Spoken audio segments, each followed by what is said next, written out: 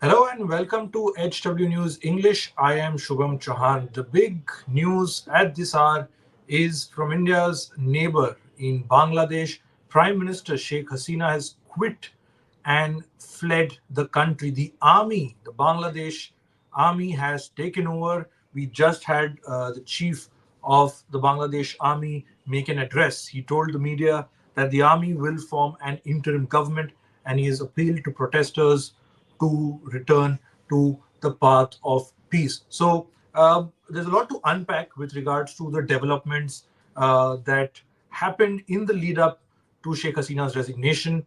And now, as we speak, we'll try and get you visuals of what exactly has happened.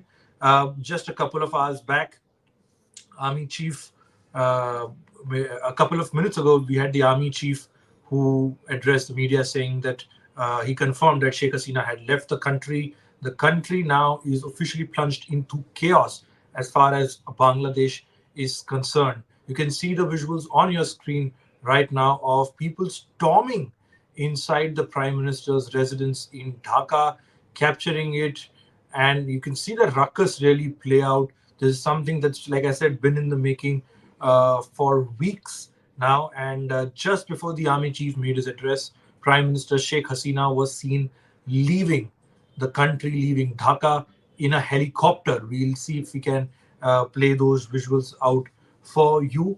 But okay, let's start from what really happened from the beginning. There were protests in Bangladesh over a quota. Now, what exactly is this quota? Now, these the protests, like I said, they began last month, and the roots of these protests really lied in the quota system, which reserved up to 30% of government jobs for family members of veterans from Bangladesh's liberation war back in 1971. Now, the protesters say this is in favor of the ruling Awami League party, which is basically Sheikh Hasina's party. So there were protests around it. You saw a lot of violence play out on the streets of Bangladesh. In fact, just yesterday, at least 98 people were killed and hundreds were injured as the police resorted to lathi charge, tear gas, and rubber bullets to disperse the protesters. Pressure was really mounting. Now, from the reservation quota, within a matter of days, this protest really became snowballed into anti-government protests. The protesters were constantly demanding the resignation of Sheikh Hasina. Now, cut to what happened. In fact, like I said, 90 people were killed. This was yesterday, around today, post noon, if I'm not mistaken, post 12 p.m. There were reports that the army chief will make an address to the nation, and that Prime Minister Sheikh Hasina had resigned as the chief minister, as the prime minister. I beg your pardon. She had resigned as the prime minister. Local media, the local Bangladeshi media, first put out these reports that she's most likely to leave Dhaka and that she had put in her papers. And then at around 3 p.m., the army chief, Wakar Uzzaman, he came in front of the media and said that the army will form an interim government, and he has appealed to the protesters to return to the path of peace. As per some reports that we are picking up right now, Sheikh Hasina was given about 45 minutes to vacate her residence, and we'll see if we can pull up those visuals. I'll just request my producer to pull up that visual of Sheikh Hasina sitting in a chopper and leaving. That is what happened. Now, it is the situation in Bangladesh is something that not really concerns. Of course, there you see the visuals on your screen. You could see Sheikh Hasina and her sister leaving in a chopper in Dhaka. This is the visuals that have been put out by local media in Bangladesh and all over social media, and a video of the chopper. There you can see leaving Dhaka with Sheikh Hasina, the former prime minister, on board. There you see the people ransacking the prime. This is the prime minister's residence, and protesters really storming into the house of the prime minister. There is the statue of Sheikh Mujibur Rahman, the founding father of Bangladesh, a revered figure as far as the country was concerned across political lines. Um, his statue, and of course, the father of uh, Sheikh Hasina, his statue was vandalized. And these are the visuals on that you just saw of people storming into the residence of the Prime Minister. Now, what next? The army says that an interim government will be formed. Essentially, now the army is going to call the shots as far as Bangladesh is concerned. As for Sheikh Hasina, some unconfirmed reports suggest that her chopper is on the way to India. Some, more specifically, some unconfirmed reports suggest that she is in Agartala, and some publications say that she is likely to come to India and then even perhaps leave for London. So this is a rapid development, fast-paced situation that we're talking about right now in Bangladesh, India's neighborhood. Remember, like I said, this not only has ramifications for Bangladesh's politics and for the country at large and for the citizens, but also internationally.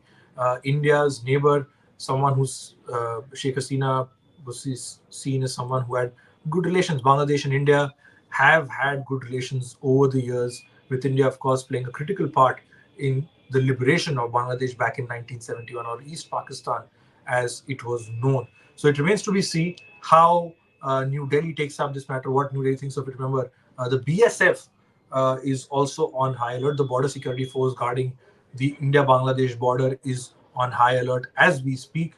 And New Delhi, on last count, had put out an advisories asking citizens to not visit Bangladesh because of the tensions, and the ones who were stuck there were asked to be in touch with Indian officials, the High Commission, the embassies there. Now, this army coup, in fact, if you just look around India's neighborhood, Myanmar, Afghanistan, Bangladesh now, and of course, there's Pakistan, four countries that have seen the military really capture power and change the course of that country. Now, it remains to be seen what this leads to diplomatically and even domestically. We'll try and get conversations for you as to what this really means for Bangladesh, the country. The Prime Minister has fled the country. Something similar with the scenes we saw in Afghanistan, where the Taliban, when it was taking over, you saw the Prime Minister really fleeing the country and going away. Now, this is where things stand. Sheikh Hasina, who is the Prime Minister of Bangladesh, if you're just joining us for this live session, Bangladesh is seen a takeover of the army. Sheikh Hasina, the former prime minister, has quit the army, confirmed that she has quit and that she has fled Dhaka.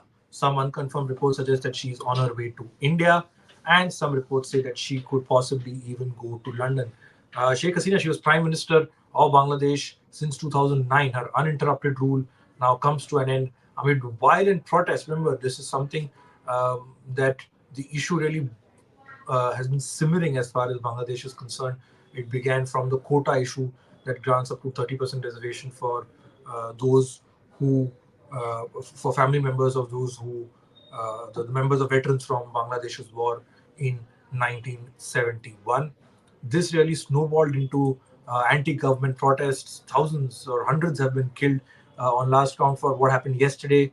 Around 98, at least 98 were killed, and hundreds were injured on Sunday as the police used tear gas and rubber bullets.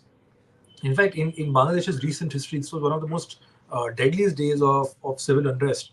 And in July, when the whole issue of reservations really began, the quota and the problems, and that it favored Sheikh Hasina's party.